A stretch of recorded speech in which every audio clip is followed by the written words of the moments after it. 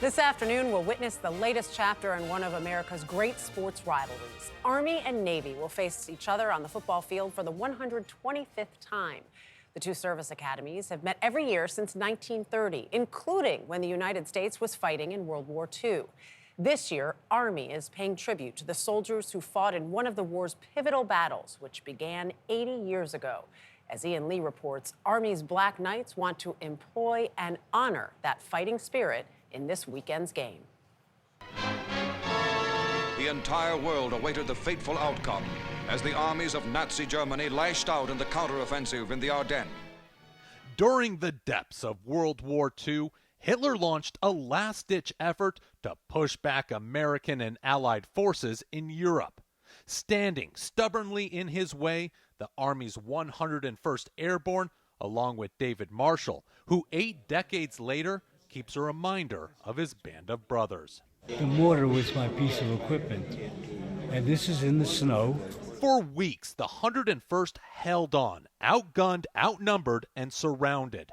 Fighting them was not the problem. Fighting the weather was the problem. The 101st emerged victorious, known as the Battered Bastards of Bastogne. And while Marshall and other veterans are being honored in Europe, You forget the past, you're not going to have a future. across the pond, it's the future Army's Black Knights are preparing for, hoping to harness the 101st dogged determination on the battlefield to use on the gridiron against Navy. On the 80th anniversary of the Siege of Bastogne, we pay homage to the Screaming Eagles. Their uniforms reflect the snow, trees, and soldiers' tenacity. When asked to surrender, the American general in charge replied, "Nuts." Army hopes they can draw on Marshall's and the 101st spirit to claim another big win in today's game. Go Army! Beat Navy! For CBS Saturday Morning, I'm Ian Lee. It's great to see them Oh, yeah. honoring that. Also, if you have never been or you haven't watched this part, it's not just the game. It is the pomp and circumstance, the march on that happens before.